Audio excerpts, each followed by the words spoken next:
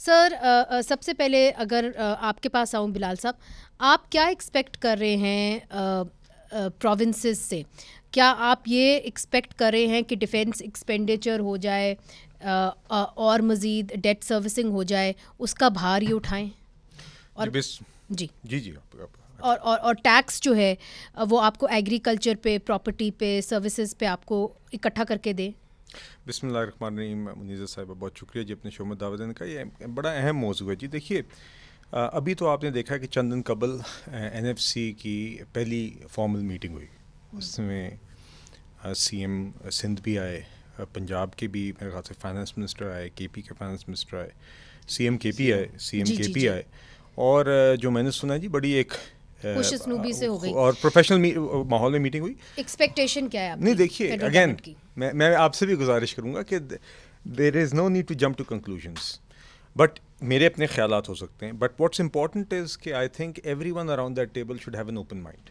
देखिए, मकसद ये होना चाहिए कि आपने पिछले NFC अवार्ड से आज तक जो भी सूबाई और वफाकी फाइनेंसेस की एवोल्यूशन रही है, जो उसके जिस तरीके से वो आगे चला है, उसकी बाकायदा तफसील से ओपन माइंड के साथ स्टडी, और उसको मद्दनज़र रख के आगे जो भी NFC अवार्ड के अंदर एडजस्टमेंट बनती है उसके ऊपर ओपन माइंड के साथ गौर करना। नहीं, मगर तवक्को क्या है वफाक की? तवक्को ये है जी कि देखिए हम के आगे हम किस तरीके से इस अवार्ड की तकसीम वर्टिकली भी, जो कि वफाक और सूबों के दरमियान होती है, और सूबों के दरमियान आपस में जो तकसीम होती है सूबाई हिस्से की, क्या उसके फार्मूला में, क्या रेवेन्यू डिस्ट्रीब्यूशन में, और जो एक्सपेंडिचर्स हैं जो जिस तरह तकसीम हुए में हैं, और उसके अंदर कोई हम बेहतरी ला सकते हैं, क्या बेहतरी बनती है बेस्ड ऑन द थिंग। आपने जो 2-3 स्पेसिफिक पॉइंट्स टच किए, देखिए एक दो चीज़ें तो हकीकत है कि आज, और ये स्ट्रक्चरल इशू है, ये मतलब कि आप कोई भी वफाकी हुकूमत उठा लें कि अगर आप इंटरेस्ट एक्सपेंस और आप डिफेंस एक्सपेंडिचर ही मिला लें, तो वफाकी हुकूमत का जो हिस्सा है FBR रेवेन्यूज़ का और नॉन टैक्स रेवेन्यूज़ का, वो ये दोनों चीज़ें भी पूरी नहीं करता। अच्छा। और उसके बाद एवरीथिंग एल्स, चाहे वो रनिंग ऑफ सिविल गवर्नमेंट है, वो पेंशन्स हैं, डेवलपमेंट एक्सपेंडिचर है, एवरीथिंग एल्स इज़ बोरोड, जिसकी वजह से आपका डेफिसिट बढ़ता है, जिसकी वजह से आपको बोरिंग करनी पड़ती है, जिसकी वजह से आपके टैक्स रेट बढ़ते हैं। तो आई जनरली बिलीव के इसमें यकीनन जहाँ पे हुकूमती परफॉर्मेंस की वजह से बेहतरी की गुंजाइश है वो रहती है, हमेशा वो होनी चाहिए, मगर this has to be addressed.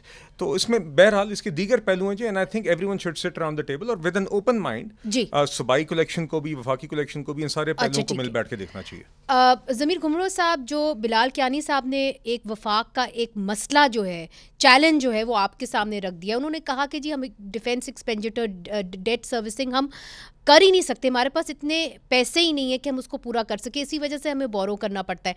फिर वो दूसरी बात जो कर रहे हैं वो कह रहे हैं एक्सपेंडिचर, क्या एक्सपेंडिचर हम बेहतर कर सकते हैं, और इसके अंदर क्या आप वफाक की बात सुनेंगे ज़मीर घुमरो साहब? देखिए, इसमें Muniza thank you very much. NFC के सिलसिले में जो है वो NFC, ये जो 7th NFC आया था, ये 18th अमेंडमेंट से पहले आया था। 18th अमेंडमेंट के बाद जो है वो सूबों की जिम्मेवारियां बढ़ गई। जो डिवोल्यूशन हुआ था, तकरीबन 17 मिनिस्ट्रीज फेडरल गवर्नमेंट ने उनको दे दी थी। तो उसके बाद जो है वो 18th अमेंडमेंट के बाद कोई NFC नहीं आया। फेडरल गवर्नमेंट का ये मौक़िफ़ है कि हमें जो है वो डेट सर्विसिंग के लिए 8.2 ट्रिलियन जो है वो देना पड़ता है, और डिफेंस के लिए 2.5 ट्रिलियन देना पड़ता है। मेरे ख्याल में फेडरल गवर्नमेंट का जो, वो तो आवाम देते हैं, टैक्स से देते हैं, उस पर कोई वो नहीं है, उसको कम भी नहीं किया जा सकता। लेकिन जो फेडरल गवर्नमेंट का सिविलियन एक्सपेंडिचर है वो 7 ट्रिलियन है, 7,000 बिलियन। आपको उसको कट करना पड़ेगा, क्योंकि सूबों को जो पैसे मिलते हैं वो इन इफेक्ट 6,500 अरब मिलते हैं। वैसे जो है वो आपका जो टैक्स रेवेन्यू है वो 14,000 अरब है, उसमें से सूबों को 57.5 जाते हैं, 8,000 अरब होते हैं। लेकिन IMF का शर्त होता है कि आप 1400 अरब सरप्लस करेंगे सूबे, तो इन इफेक्ट सूबों को 6,500 अरब भी मिलते हैं। चारों सूबों को 6,500 मिलते हैं, और फेडरल गवर्नमेंट का जो सिविलियन एक्सपेंडिचर है वो 7,000 अरब है। ये देखना पड़ेगा कि फेडरल गवर्नमेंट का सिविलियन एक्सपेंडिचर कैसे, क्योंकि फेडरल गवर्नमेंट का पर्पज़ ही ये होता है इस्टेब्लिश करने का कि ये कुछ जो है वो सब्जेक्ट्स सूबे इकट्ठे चलाएंगे और खर्चा कम आएगा। जब आपका बजट जो है सिविलियन एक्सपेंडिचर जो आप सूबों को रकम देते हैं उससे भी बढ़ जाए, तो उस पर सीरियसली गौर करना चाहिए कि जो फेडरल गवर्नमेंट का सिविलियन एक्सपेंडिचर है, आप 4,000 में सिविलियन एक्सपेंडिचर जो है कर सकते हैं, आपने 7,000 अरब क्यों रखा है? तो यानी मिसमैनेजमेंट है आपका कहना है, सिविलियन एक्सपेंडिचर को आप मजीद देखें। भाई सिविलियन एक्सपेंडिचर है इनका 7,000 अरब बड़ी क्योंकि ये इम्पोर्टेंट एस्पेक्ट है कि आप सूबों को 6,500 अरब देते हैं और आप सिविलियन एक्सपेंडिचर 7,000 अरब करते हैं। ये वो अफोर्डेबल नहीं है सूबों के लिए। तो आप जो है वो फेडरल गवर्नमेंट का सिविलियन एक्सपेंडिचर 4,000 अरब तक लाएं, आपको IMF की भी जरूरत नहीं पड़ेगी। अच्छा, ये बड़ा आपने बड़ी स्पेसिफिक तजवीज दी है। यही जो है वो बॉटम लाइन है। ठीक है, ठीक है। शफकत अब्बास अवान साहब, ये सवाल भी उठता है कि जो खैबर पख्तूनख्वा है एक्सपेंडिचर्स के मामले के अंदर क्या वफाक की बात सुनेगा और सुननी चाहिए? देखें जी, ये जब NFC अवार्ड तय हुआ, एक बड़ी लेंथी डिबेट हुई, इसमें सारी पॉलिटिकल पार्टीज थी और सारे एस्पेक्ट को देखा गया।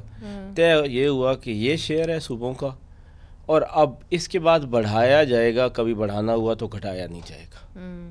इट वाज डिसाइडेड और ये डिसीजन जो है it take 10 month I think कि ये लगे हैं इस सारे प्रोसेस को। ये नहीं है कि कोई रातों रात हो गया, हर चीज़ को देखा गया।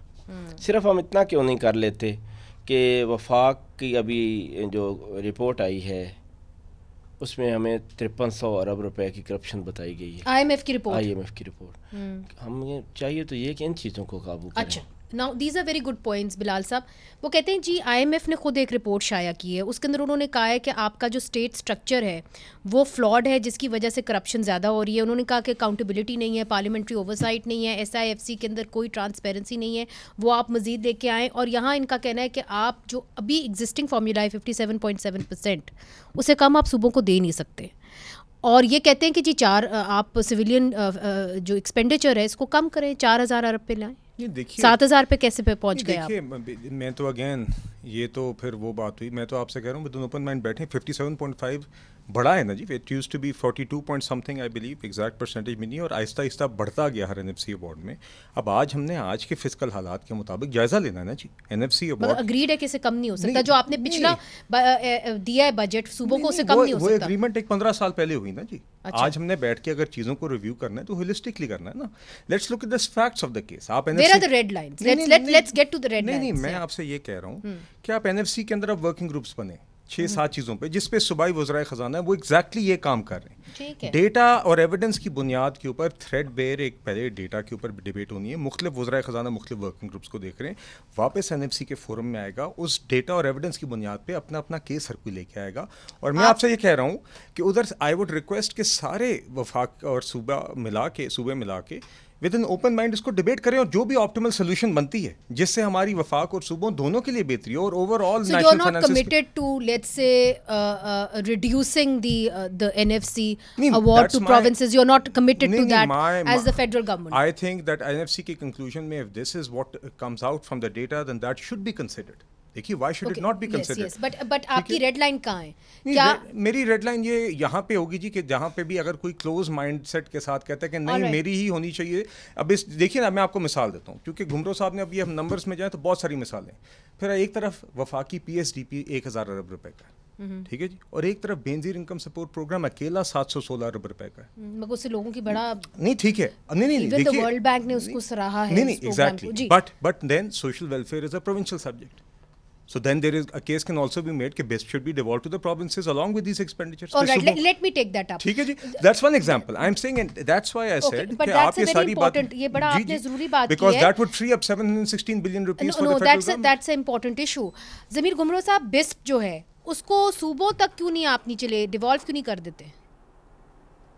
ये कहते हैं भार क्यों वफाक उठाए? देखिए, ये फेडरल गवर्नमेंट का जो टोटल रेवेन्यू है वो जो है वो 19,000 अरब है। 14,000 टैक्स रेवेन्यू है और जो है वो 5,000 अरब नॉन टैक्स रेवेन्यू है।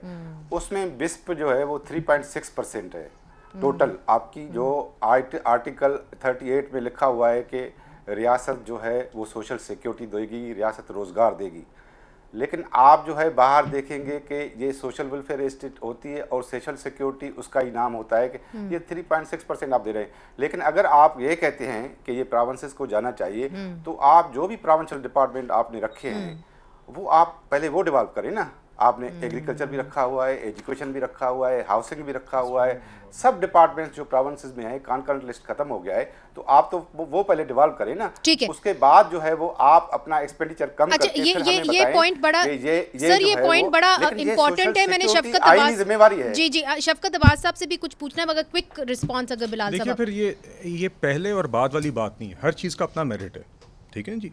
बेस्ट एक अलग बहस है कि वो कह रहे हैं आप डिवॉल्व करें उन नहीं उन्होंने बात की agriculture is a separate topic, social welfare is a separate topic and I can address both. मगर social welfare if it is a devolve subject then फिर मेरे नज़दीक वो 716 अरब सूबाई हुकूमतों को अपने हिस्सों से फिर चलाएं। मेरी तरफ से फिर मिसाल के तौर पर सिंध हुकूमत है, वो बेशक अपनी तरफ से 1000 अरब की एलोकेशन करे, right. Every province should then decide according to its budget. जो दूसरी बात इनने की घुमरो साहब ने, और अहम बात है, देखिए ये बात अभी हुई थी कि एजुकेशन और हेल्थ का फेट क्या होना चाहिए। अभी ये बात एक आपको पता है कि डिस्कशन में भी आई थी कि whether it should come back to the federal government और नॉट, और इट शुड बी जी। देखिए मगर अभी वफाकी हुकूमत के अंदर जो रोल इन एनी केस रहेगा, ये जो कहते हैं ना कि वजारतें बंद करते हैं, वजारतें इसलिए नहीं बंद हो सकती, और आप जानती हैं ये मुनीज़ा साहिबा कि at the end of the day जब आप किसी दूसरी स्टेट के साथ डील करते हैं या इंटरनेशनल ऑर्गेनाइजेशन के साथ डील करते हैं, तो they have to deal with a single point of contact at the federal government level.